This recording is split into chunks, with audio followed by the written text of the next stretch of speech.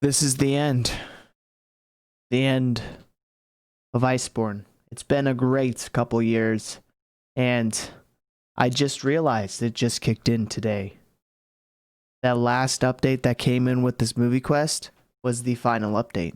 I don't know if everybody knows, but that was the final update. And you know, man, I think we should talk about it. What's going on, guys? Thatcher here, bringing you guys another Monster Hunter World Iceborne video. And as the intro stated, we are going to be talking about the end of Iceborne. Now, fair warning, when I say the end of Iceborne, people are still going to play this game. They're still going to have a blast in this game. It's not, this game isn't like, when I mean end, the end of its life cycle, like it's time to move on and or get ready for the next thing, which would be Rise. So the final update, there was the new movie quest that came out. I did a video on it, but I just looked into it because I was wondering and I was curious, when is the last update? That was part of it. What happened is that the siege quests are now soloable. They scaled the monsters down. Everything is now just single player able to farm. That's all it is. Like, that's how they are making this the end. They're making it so that if people want to come back and play it, they still have the option to play it solo, and they don't have to, you know, get people that don't play this game anymore to come back. You know, they're not focused on this game. And, you know, that really hit hard. And I was like, but this is my baby. But there's always stuff to do in Monster Hunter, especially since we are waiting for Rise to come out and a whole bunch of stuff. So the couple things that you can still do if you still want to is the decoration farming. That's always a must. I've got a video of it. There's going to be a card right over there. Master rank grinding. I was thinking about grinding master rank, getting up to 999, but you know, there's just other games right now. Cyberpunk comes out in 2 days from this recording, and it's just, you know, I don't think I'll be able to get to it. That, and I want to play other video games. You know, Cold War has been kind of taking up most of my time right now, and just that's how it is. Now, you can also do Guiding Lands farm if you want to do like augmenting and all that stuff, or if you want to try to get all of the areas to level 7. That's up to you. I thought I might throw it in there, but like most of the, like everything, unless you're a new player, you know, that's all. This is all experienced players can really do, and most experienced players have the decorations. They've been farming from day one. They're playing since day one on master rank, so they're already a really good master rank. And Guiding Lands, they've already done it. So like, it's just the end. It seems like we're at the end of it. What I do want to say though is, what are we getting from Monster Hunter World and Iceborne? I'm gonna put the two together because like really, World implemented most of these things, but Iceborne really, you know, just excelled, and you know, it just like built off of it, right? So the new moves in all the weapon categories, the new monster moves, new monsters in general, just the whole like core like mechanics of the game, which is the move sets and the weapons, the move sets of the monsters, the whole areas, everything that is new. We can see that upcoming in the newer games, which is amazing to think about, and especially through Rise on the horizon, where they're learning and experiencing with vertical height, as you see in their, you know, gameplays and trailers. So that's really awesome. New equipment. Now, what I mean by new equipment is like the tools, like the bandits, the mantles, the you know, all that stuff, that the tool stuff, like the tools, right? You had the mantles, you had the little things you can do on the ground, you had the what else did you have? That's about it. That's it.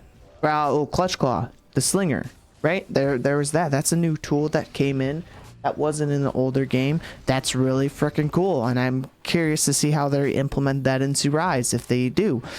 Next thing you have to think about is the weapon trees. They actually, before Monster Hunter, I think it was Monster Hunter World that brought it in, but back in the old games of Monster Hunter, you had to go up, look up your whole weapon tree, and see what weapon you're gonna get.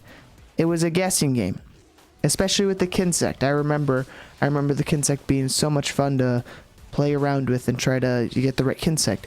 With Monster Hunter World, that's all taken away. There's not, you can see what's next. You still may have to look if it's your first time playing, but if you've already, you know what weapon you want, oh hey, I have to start here and go to here. It's none of like, I start here, oh crap, I messed up, sell the weapon. You can even downgrade weapons. That's insane. Like, that's crazy. Like, all the stuff in the new, just everything. That's really, really awesome. The skills, the armor skills got reworked so that instead of having, you need like 3 points to access three skill points to access the skill. It's in the point systems. You have the level 1 is level 1, you have level 2 is 2 things, level 3 is level 3, carry on. That is amazing. If you really think about it, back in the older games they didn't have that, and this is all just really just quality of life things, which is really nice. And I think it's really fun to kind of look back to see what we gained from World and Iceborne and what we can probably expect to see in Rise. Now, talking about Rise, good little segue. What would I like to see in Rise? Especially besides for all of that stuff that I just talked about up above, what would I want to see? Well, first of all, I want to see some older monsters come back. And, I think we're going to get those older monsters since they are on a generation, a console, right, that they are used to. And what do I mean by used to? Back in the really old, the first Monster Hunter came out on PS2, so you could say that's the original one if you want to. Okay, cool beans, it is.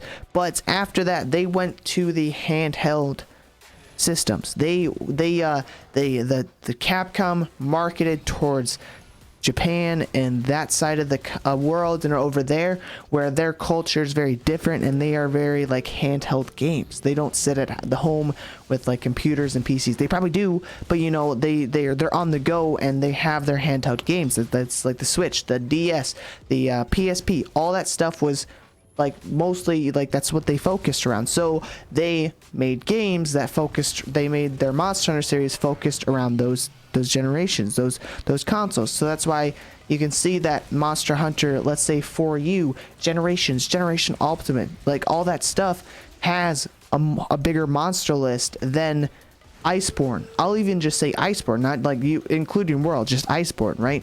There's a bigger list. So we're going to see older monsters, which is really nice to see. It's really amazing, and I'm excited for that. I want to see them but with those old monsters, I want new moves with them. I don't want just like copy paste, let's get it going. I would like to see some new moves with some monsters, that more variety in the weapons. As we can see, they kind of went the route with World where, oh hey, you have one siege monster, but you can get whatever elements you want. That's a good way to really go about it, and it's a good way to get people to farm the game and really play the game.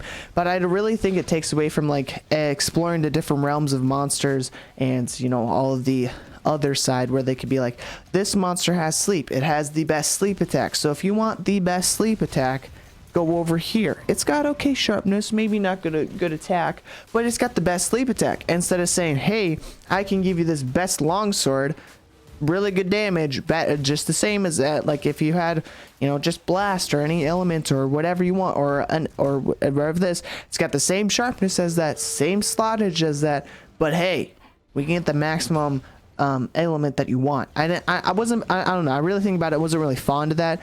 Other people might be, but I think it revolves more about variety.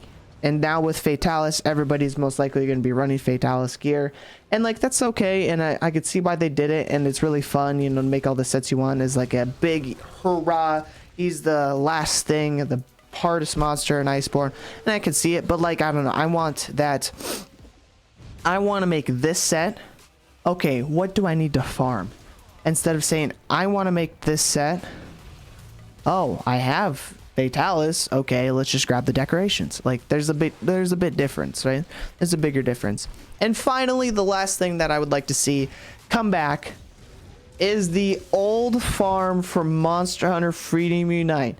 And I quote in my notepad, it says mining is annoying, because if you remember that game, you could gather bugs, you could gather fish, you could go mining, you could harvest honey and herbs and all that stuff, and it was so great. It was amazing. I loved it. I want that back. I'm not saying the farm here was bad. I just think that one was more fun and interactive, if you really think about it. And if you guys don't know what I'm talking about, go check it out. Just go look at just go look it up. It was so much fun. I know I enjoyed that one. I thought it wasn't just was centered one area. It was you had to run around and do things, and it was more interactive. That was just kind of the lull in me being like, hey, you know, we could bring this back. But I really don't think that one's coming back. I really think they're not going to do that. But we've gained a lot from Monster Hunter World and Iceborne that, you know, really now we just think, okay, that's just part of any Monster Hunter game. Well, it's not really part of any Monster Hunter game. That was the start, and after 2 years, it's, you know, we're just gotten used to it. So, like, I think it's really cool to look back to see what we gained from World and Iceborne and see where we can go. Because I'm guessing it's all just uphill from here. Really, it really that was a pun, and I didn't even think about it because they're working in vertical.